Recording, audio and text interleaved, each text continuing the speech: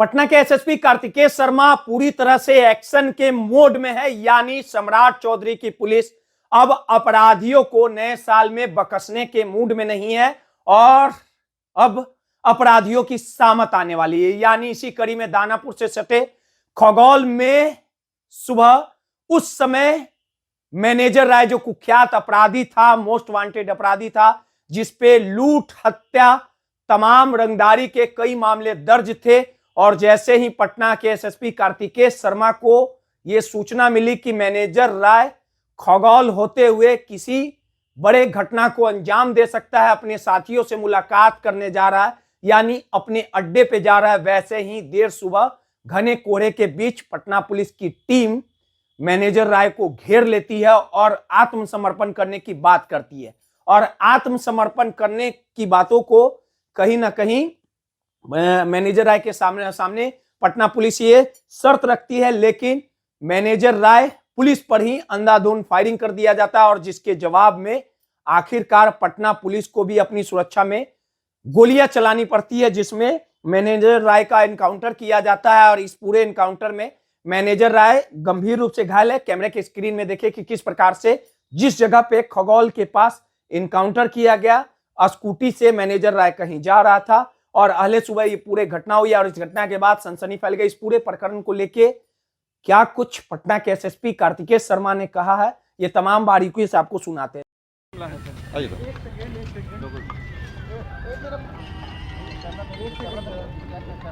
पटना जिला का एक इनामी अपराधी है जिसको कुछ समय से पटना जिला की पुलिस तलाश रही थी। मैनेजर राय नाम के व्यक्ति हैं और इन पे करीब 20 से ज़्यादा केस दर्ज हैं इनके ऊपर। इसमें कॉन्ट्रैक्ट किलिंग के अलावा इसमें डकैती और लूट और आर्म्स एक्ट के भी बहुत सारे केसेस हैं। हत्या के कई ज़्यादा केसेस हैं और अभी ये कई केस में वांटेड भी था। खगौल थाना में ही एक केस में इस पर इश्तिहार भी लगा गया था, इस पर इनाम भी डिक्लेयर किया गया था और इसके पीछे कई दिनों से पुलिस लगी हुई थी।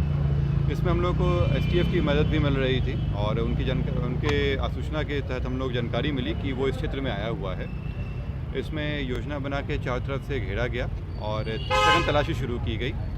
जब तलाशी शुरू की गई तो ये जब आ रहा था तो देखा कि पुलिस की चेकिंग चल रही है, उसमें भागने की कोशिश किया। भागने के क्रम में जब पुलिस की पीछा कर रही थी, पुलिस से बताया गया कि सरेंडर कर देने के लिए, परंतु ये इस गली में यहाँ पे घुस गया और अपनी स्कूटी से छोड़ के भागने की कोशिश करने लगा। क्योंकि ये बहुत सारे हत्या केस में वांटेड भी रहा है और इसमें भाग रहा था, तो पुलिस के द्वारा जवाबी कार्रवाई की गई। इस व्यक्ति के द्वारा 2 गोली फायर किया गया था और पुलिस की जवाबी कार्रवाई में भी 2 गोली फायर किया गया। उसको पैर के घुटने के नीचे गोली लगा, गोली लगने के बाद वो यहाँ गिर गया। पुलिस के द्वारा तुरंत उसको अपने कब्जे में लेकर इलाज के लिए हॉस्पिटल भेज दिया गया, जहाँ एम्स में उसका इलाज चल रहा है। ये खतरे से बाहर है और पुलिस के द्वारा काफ़ी अच्छा से काम किया गया और अपनी जान की परवाह नहीं किए बिना भी जो थाना अध्यक्ष हैं रंजन के द्वारा बहुत ही बढ़िया से काम करते हुए एसटीएफ के सहयोग में और एसटीएफ के साथ मिलकर एक बड़े अपराधी को पकड़ा गया है और जल्द ही हम उन लोगों पे चार्जशीट वगैरह करके ट्रायल करा के सजा दिलवाएंगे। पूर्व डीजीपी के दामाद पर भी जो है ये रंगदारी मांगा था।